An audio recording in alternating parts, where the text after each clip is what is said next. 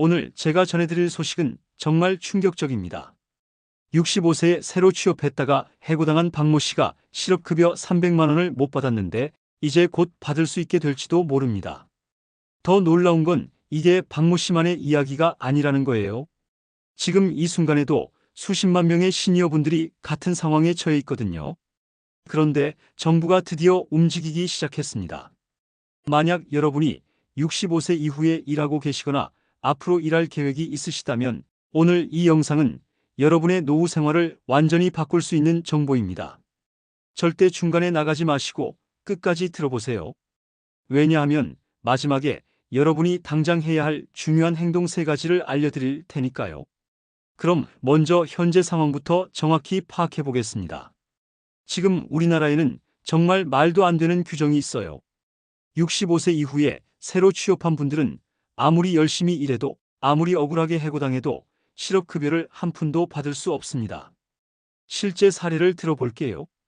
부산에 사시는 김모 씨는 66세에 경비 일을 시작했어요. 성실하게 일했는데 건물주가 바뀌면서 일방적으로 해고당했습니다.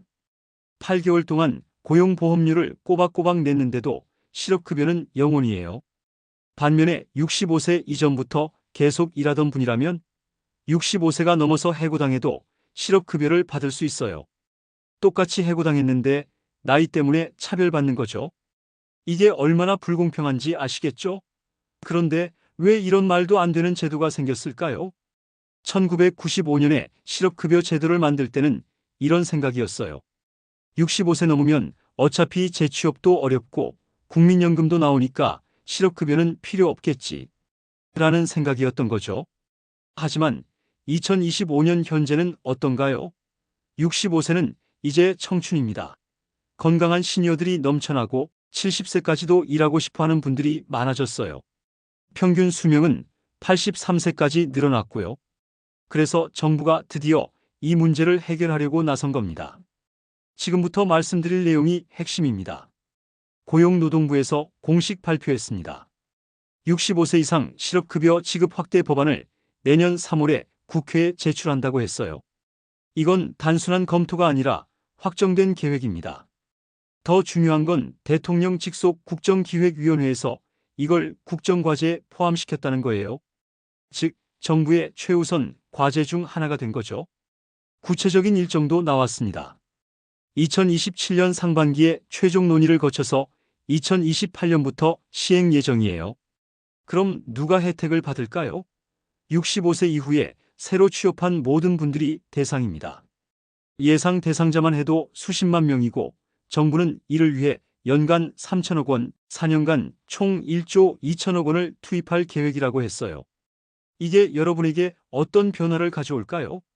첫째, 경제적 안정성이 확보됩니다. 65세 이후에도 새로운 도전을 할 수 있어요. 나이 들어서 새 직장 가면 해고당해도 실업급여도 못 받는데 하는 걱정 없이 일할 수 있습니다. 둘째, 급하게 아무 일이나 잡지 않아도 돼요. 실업급여 받으면서 천천히 좋은 일자리를 찾을 수 있거든요. 셋째, 더 많은 시니어들이 경제활동에 참여하게 될 거예요. 여러분의 경험과 노하우가 사회에 더 많이 기여할 수 있습니다. 실제 예를 들어보면 앞서 말씀드린 박모 씨가 67세에 새 회사에 취직했다가 6개월 만에 정리해고당했다면 현재는 실업급여를 못 받지만 새 제도가 시행되면 월 100만 원 이상의 실업급여를 최대 8개월까지 받을 수 있어요. 하지만 모든 게 순탄하지만은 않습니다. 해결해야 할 문제들도 있거든요. 가장 큰 문제는 돈입니다. 연간 3천억 원의 추가 비용이 필요해서 고용보험료가 현재 1.3%에서 1.6%로 오를 가능성이 높아요. 두 번째는 형평성 문제예요. 국민연금 받으면서 실업급여까지 받는 게 공정하냐는 지적이 있습니다. 세 번째는 제도 남용 우려입니다. 일부러 취업했다가 해고당하기를 반복하는 사람들이 생길 수 있다는 거죠. 그럼 새로운 제도를 기다리는 동안 지금 당장 뭘 할 수 있을까요? 이 부분이 정말 중요합니다.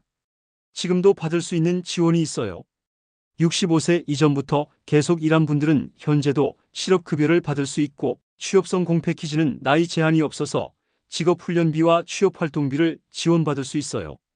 국민취업지원제도를 통해 월 최대 50만 원씩 6개월간 받을 수도 있고 전국에 있는 시니어 전용 취업지원센터에서 맞춤형 일자리 매칭도 받을 수 있습니다. 그리고 새로운 제도에 대비해서 미리 준비해야 할 것들이 있어요. 경력증명서, 급여명세서, 고용보험 가입 내역 같은 서류들을 정리해 두시고 온라인 구직 신청이나 워크넷 같은 디지털 도구 사용법도 익혀두세요. 새로운 기술을 배우거나 자격증을 취득하는 것도 좋고 무엇보다 직장 동료들이나 동창회 같은 네트워크를 꾸준히 관리하시기 바랍니다. 자, 이제 정말 중요한 시간표를 말씀드릴게요. 2025년 3월에 국회 법안이 제출되고 2025년 하반기에 국회 심의가 시작됩니다.